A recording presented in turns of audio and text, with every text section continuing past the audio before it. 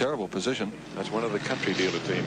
Oh, boy. With it, by the look of it, it's Kevin Bartlett. He's coming into the pits to try and remove that front spoiler. Get the can opener out, boys. So I'd say there has been coming together of Kevin Bartlett and the driver of number 60 from the Gemini dealer team. And Bartlett coming in to have that front spoiler pulled off the front of the car. Well, that's going to cause him a lot of trouble. You can see in the meantime the Gemini there, it really has hit hard. It's gone into the sand trap. You can see some of the tire marks behind before the sand undoubtedly slowed it just to put it on its roof. But there's debris lying up the top of the track there, bits of bumper bars. I'm not sure they all belong to that car because it's a strange mixture of colours and it's a bit hard to pick up where the red and the blue may have come from. But you can see there where Fanico's car really is lying across the track on the way down through the S's. Now, it's just a surmise at the moment, but it looks as though he and Kevin Bartlett may have tangled. Bartlett certainly has come in with body damage. So there's the sad story as we circulate over the top of the accident scene, and there you can see some of the debris that is on the racetrack. We've already had comments earlier today about debris left on the track. Kevin Bartlett, by the way, is out on the track again, and the quick lift rescue vehicle, the trucks that have caused so many frights around the track, is now on its way to remove this car because that is a major obstacle. From the picture there, the car hasn't intruded into the sand at all. It looks like it's clipped the curbing. Yeah, it's probably clipped the curbing and then Bartlett, which was built up when the sand trap was put in. Yes, there's a bit of sand dragged across here. It may just have brought a bit of it. You can see it coming over the side. Now, the message we're getting from people up the top is that he and Kevin Bartlett in the Camaro touched and that KB gave the car a shove. Under what circumstances, we don't know.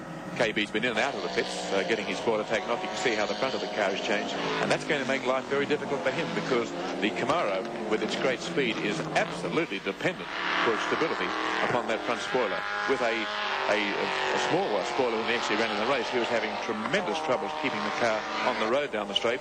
Without the spoiler at all, Kevin Bartlett will just have to back right off, or else he will not be able to control that car at the speeds that the Camaro is capable of. So a coming together between one of the biggest cars in the race, the Chev Camaro of Kevin Bartlett, and one of the smallest cars in the race, the country dealer team Gemini of Jim Fanico and Peter Boston. All the officials waving the flags. It won't be terribly long before Bartlett comes down past the scene of the accident. See where they started shedding their metal. Part of that, I think, is Kevin Bartlett's bodywork up there on the top by the different colours. Hard to tell in the afternoon sunlight. The country dealer team, of course, had trouble with their other entry earlier in the day, big drivers. And in the pits, Peter Williamson, he's getting a new battery with the messages, and Peter Williamson is in the pits in car 44. While Kevin Bartlett goes past the scene of the action, which he apparently figured so prominently. And now let's watch him down the straight to see whether he does have any handling troubles or not. On Friday's practice, Bartlett came over one of the humps in Breville Conrod straight in the front of the Camaro, lifted clean off the ground. It was a most unnerving experience. White-faced and shaken he was after that. So whether or not to having no spoiler down there, we'll have to wait and see how it affects the handling. Here he comes down into the braking area.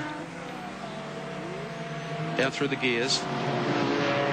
See, there has been a bit of damage to the front.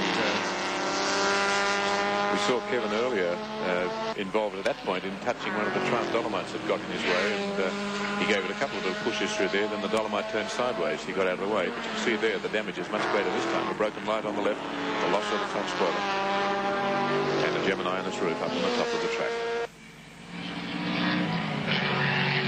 Williamson's car still in the pit area. I know they have a couple of laps on the second place driver.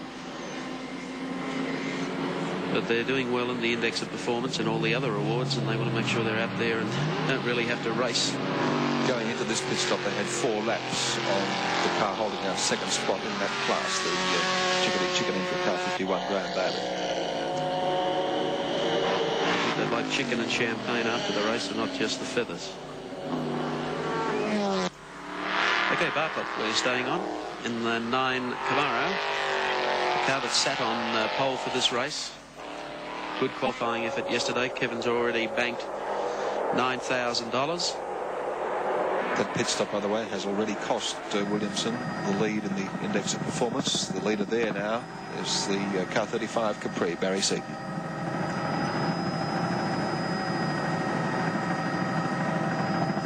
it's going to be very, very hard for him to make up, because they've been having a problem with some of the Capris, which of course are larger capacity cars. This Bartlett just going past the scene of the coming together on top of the mount. Nice lines. You can notice how much bigger the car is in comparison to the Commodores and the Fords, which are more of the compact car, although this is considered almost a compact car in the United States. The index of performance, as we've told you before, it's like a handicap system that brings all the cars onto a level and gives all cars a chance at a major part of the prize money. And Barry Seaton's Capri car 35 is leading that section at the moment from the 44 Celica of Peter Williamson. But Peter Brock and Jim Richards in 05, the Holden Diller Team Commodore, they're right in the thick of things there too. 139 is their accumulation of points so far. And then Graham Bailey in car 51, followed by the Bond, Masterton Capri, Jansen Perkins Commodore, the Brian Wigston Commodore, the Gagan Allison Commodore, the Brown Sampson Commodore, and the Giesler Rogers Commodore. That's in the index of performance. Kevin Bartlett once again brings the car into the pit, not happy with something, whether it's handling or something more fundamental. The race has 23 laps to go, 39 cars left in the race, but a lot of them on the wrong side of the fence here in pit lane.